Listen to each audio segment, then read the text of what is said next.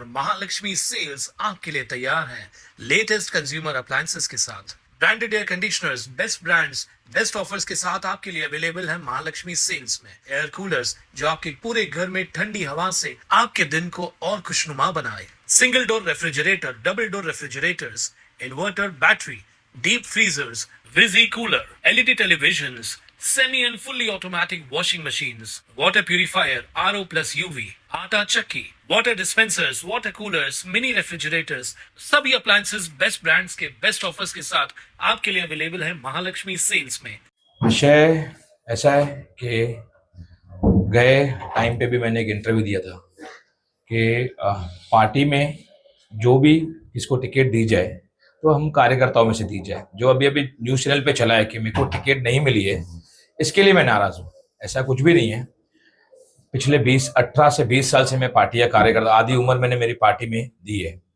कमल ने कमल को जलाया, इसके लिए कमल को दुख हुआ है। ऐसा नहीं है कि मैंने मेरे मन से सब किया है। पार्टी टिकट की बात करती है, कोई भी राजनीतिक कार्यकर्ता हो, कोई भी पार्टी का, उसकी एक इच्छा होती है। पार्टी ने नहीं दिया तो हम 2007 से काम करते आ रहे हैं, अनेकों इलेक्शन गई, काम करते हैं। कभी पार्टी ने जो आदेश दिया वो किया है।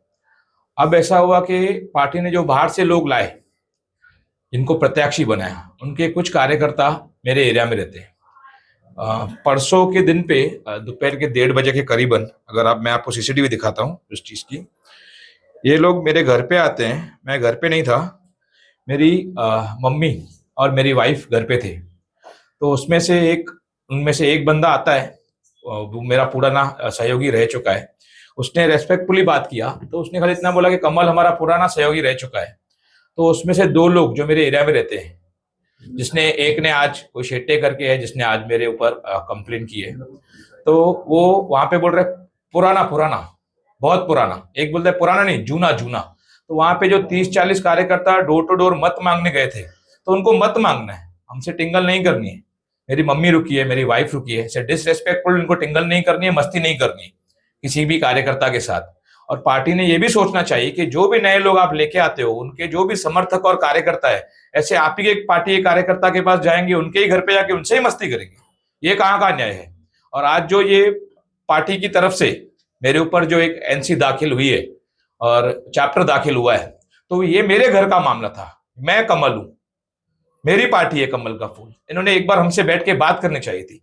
जो बाहर से आए उनकी सुनेंगे और हमारे ऊपर एफआईआर दाखिल कर देंगे, ये कहीं तक भी ठीक नहीं है। मेरा ये है कि ये जो हुआ है, तो पार्टी ने हमको यही सिखाया है। जो एक्शन हुआ है, जो एक्शन मेरे घर पे आके 40, 50, 45 लोग जाके मस्ती करके जा रहे हैं, हंस के जा रहे हैं मेरी मम्मी के सामने, मेरी वाइफ के सामने, जो मस्ती करके जा रहे हैं, पार्टी ने हमको पहले दिन से यही सिखाया है कि हम कभी किसका सहन करेंगे नहीं, जो करेगा उसको छोड़ेंगे भी नहीं। तो ये उसका रिएक्शन था। और मेरा यही बोलना है कि पार्टी को एक बार हमसे विचार करना चाहिए था। ये एफआईआर होने से पहले हमसे बात करनी चाहिए थी। और दुख इस बात का है सबसे ज्यादा, ये वो लोग हैं जो 2024 की इलेक्शन में मशाल लेके चले थे कमल को जलाने के लिए। आज ये मेरे को बता रहे कमल ने कमल को क्यों जलाया। तो मैं ये समझता हूं कि ये कहीं पे भी ठीक नहीं है कि ये मेरे नाम से जो राजनीति कर रहे हैं अभी यहाँ पे एरिया में। और लेकिन जो लोग आ रहे हैं, तो उनको ये भी सोचना है कि पार्टी के जितने भी निष्ठावान कार्यकर्ता है, उनके साथ में कैसे पेश आना है। तो ये मेरा दुख सिर्फ मेरा नहीं है, पार्टी के हर एक कार्यकर्ता है। जहां पे भी लोग बाहर से गए हैं, वहां पे ऐसे ही हमको कुचला जाता है काम करने के लिए, निष्ठावान कार्यकर्ताओं को, पार्टी को। आज पार्टी को लग रहा है, आज लोगों को लग रहा है कि मैंने ये जलाया, तो 20 साल से मैं भी वो डोर टू डोर लेके गया हूँ पार्टी को। मेरे एरिया में या पूरे 4 नंबर मंडल देख भी रह चुका हूं मैं पहले। लोगों के दिल में भी हमने कमल को बसाया है। ऐसी एरिया है कि जहां पे लोग नहीं जाते थे, वहां पे लोगों के दिल में बसा है। लोगों के घर घर तक हम कमल का फूल लेके गए। अब चुनाव का समय है, तो कमल पंजाबी जी, आपका अगला कदम क्या है? अगला कदम अभी देखें क्या होता है, कैसे होता है। अभी कमल जी, आप इतने साल से भाजपा के साथ थे, दूरी बन रही है, कुछ कैसा लग रहा है? दूरी पार्टी से इसके लिए बन रही है कि पार्टी को सोचना चाहिए, जितने भी पुराने कार्यकर्ता हैं, जो लोग बाहर से आते हैं, उनको साथ में लेके कैसे चल सकते हैं। ना कि उनके घर पे आके उनके ही कार्यकर्ता हमसे मस्ती करके जाए और उनके घर पे। आज ये तो मेरा घर है, कल ऐसा किसी और कार्यकर्ता का घर होगा जिसने कुछ बोला नहीं रहेगा। आज हमारे भी एरिया से एक आंटी की फोन आई, यही आपकी न्यूज देखने के बाद में, कमल ये मस्ती मेरे घर पे भी करके गए आके। तो ऐसे चलेगा तो कैसे काम चलेगा। इन्होंने पार्टी बदली है, स्वभाव नहीं बदला है।